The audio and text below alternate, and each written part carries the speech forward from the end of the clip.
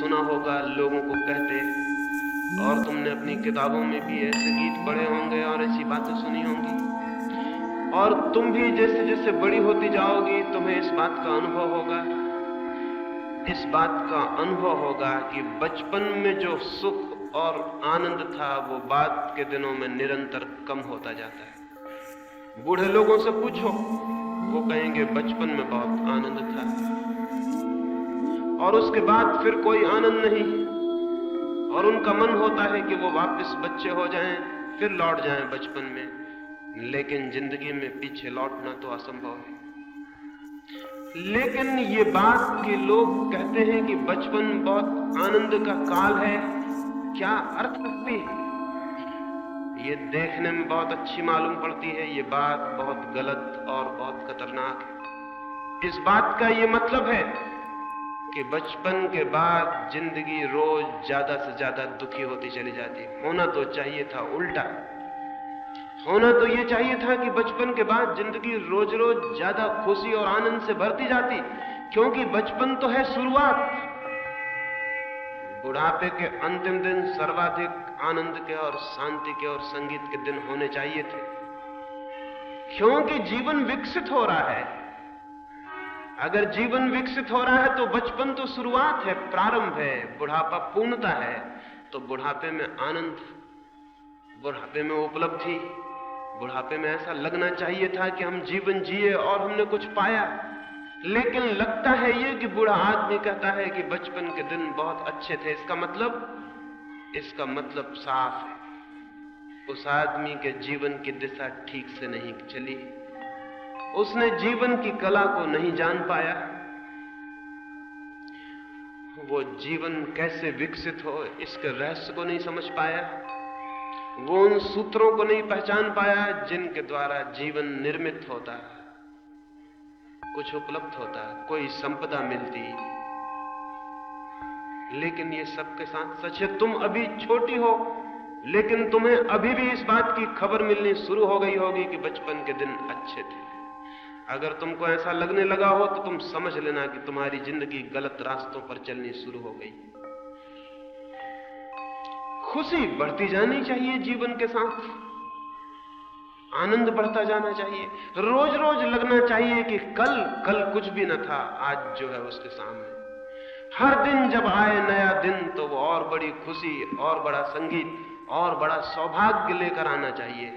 तभी तुम समझना कि तुम्हारा जीवन ठीक दिशा में चल रहा है। नहीं तो जीवन तो एक पतन हो गया। बचपन में थी खुशी और बुढ़ापे में दुख, तो जीवन तो एक पतन हो गया, विकास नहीं, नीचे गिरना हो गया, ऊपर उठना नहीं।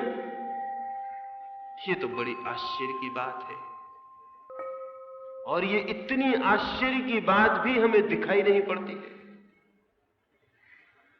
पहली बात, जीवन केवल उनको मिलता है, जीवन के आनंद को केवल वे ही उपलब्ध होते हैं जो जीवन की कला को, आर्ट ऑफ लिविंग को सीख पाते हैं।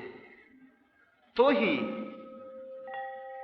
ही सार्थकता मिलती है, और नहीं तो सब व्यर्थ हो जाता है। मनुष्य पैदा तो बहुत होते हैं लेकिन जीवन को बहुत थोड़े से लोग जान पाते हैं। कौन से रास्ते हैं जिनसे जीवन जाना जा सके और पाया जा सके? पहली बात, बिल्कुल आधार में, बुनियाद में जो बात जाननी जरूरी है वो ये जो मैंने जड़ों के संबंध में कही। जीवन की कला, सबसे पहले जीवन की जड़ों को जानने की कला है। ये जानना जरूरी है कि मेरे जीवन का केंद्र कहां है, जहां से प्राण शक्ति पाते हैं। वो कहां है? वो बाहर है या भीतर? वो मेरा शरीर है या शरीर से भी कोई और गहरी चीज? कहां से मेरा जीवन प्राण पाता है, कहां से शक्ति पाता है, कहां से मेरे जीवन का सारा आधार है? निश्चित ही, जैसा मैंने कहा, अगर हम किसी वृक्ष के पास जाएं तो जड़ें दिखाई नहीं पड़ती। जड़ें तो जमीन के भीतर छिपी होती हैं। क्यों छिपी होती हैं जमीन के भीतर, कभी सोचा? जमीन के भीतर इसलिए छिपी होती हैं कि जीवन का जो भी काम है, जीवन की जो भी प्रक्रिया है,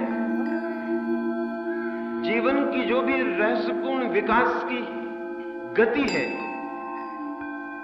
वो सब मौन, शांत, एकांत में कार्य करती है। अगर हम किसी आदमी को 10-5 दिन न सोने दें, वो पागल हो जाएगा। क्यों? क्योंकि जीवन की जो भी गति थी, स्वास्थ्य का जो भी क्रम था, वो सब नींद में काम करता था। जब आदमी सोया हुआ था, तब उसके सारे प्राण काम में संलग्न हो जाते थे। एक आदमी को हम जगा रखें 15 दिन तक, वो पागल हो जाएगा। और ज्यादा दिन जगा रखें, वो मर भी जा सकता है, आत्महत्या भी कर ले सकता है। चीन में पुराने दिनों में आदमी को सजा देते थे, तो सबसे बड़ी सजा यही थी कि उसको सोने न दिया जाए, उसे जगाए रखा जाए। 2 सिपाही खड़े रहेंगे 24 घंटे और उसको जगाते रहेंगे, उसको खीलियों से छेदते रहेंगे ताकि वो सो न पाए। और 2-4 दिन के भीतर ही वो इतनी असह्य पीड़ा अनुभव करने लगता था, चिल्लाने लगता था, पागल हो जाता था, सिर दीवारों से फोड़ने लगता था। मौत से भी ज्यादा पीड़ा उसे झेलनी पड़ती थी। क्या हो गई तकलीफ?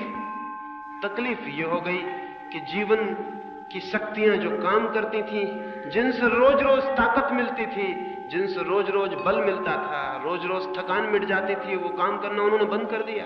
क्योंकि उनके काम करने के लिए जरूरी था कि सब मौन हो जाए, शांत हो जाए, चुप हो जाए, सब सो जाए। उस अंधेरे में, उस मौन में, उस साइलेंस में वे शक्तियां अपना काम करती हैं।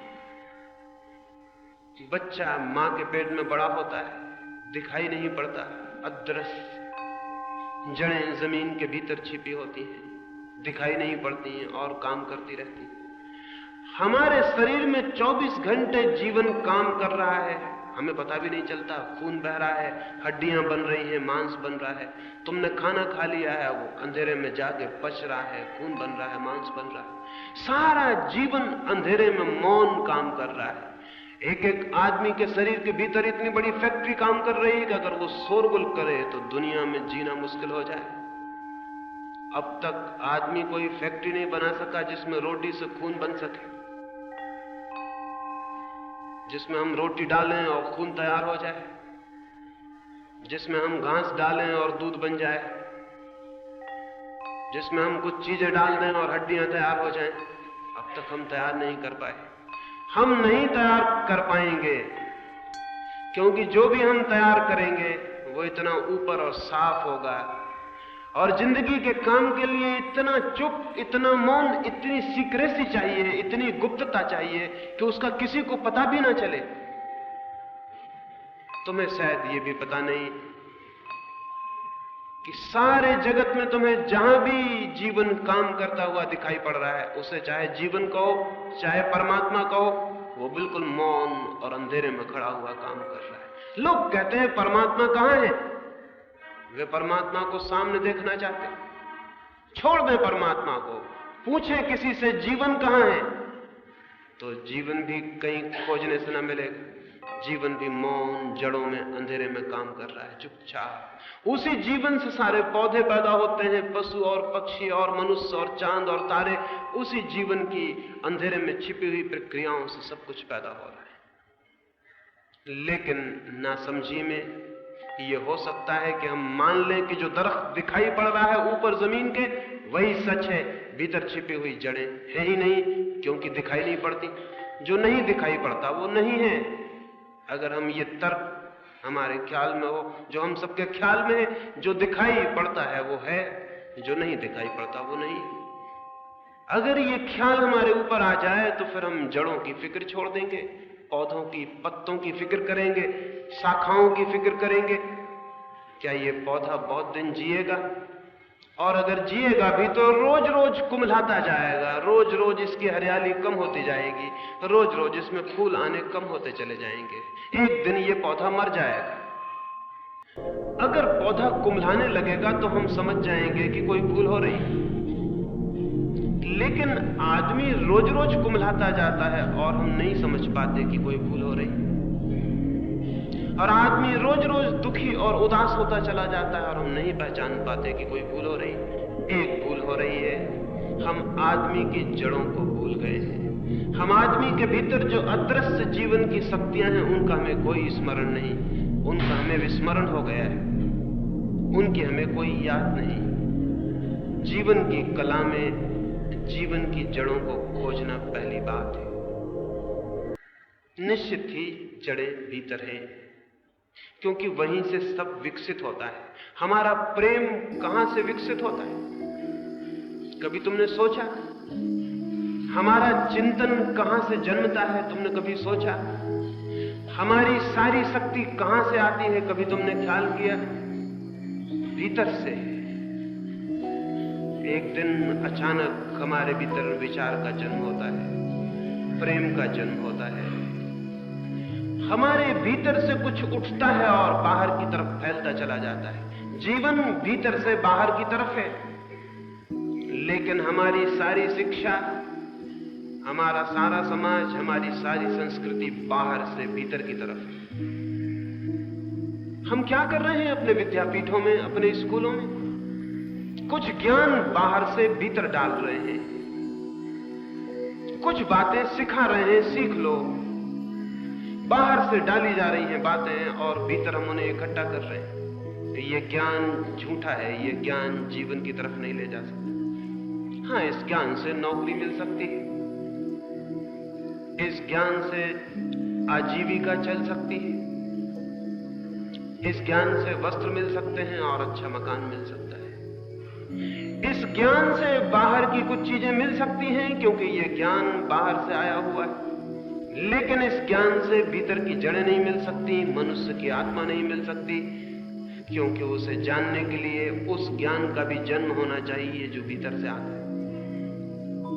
इसलिए आदमी एक तरह के बहुत असंतुलित दशा में खड़ा हो गया है। उसका जड़ों से संबंध टूट गया है, वो अपनी ही रूट से टूटा हुआ है, अपनी ही जड़ों से उसका कोई वास्ता नहीं।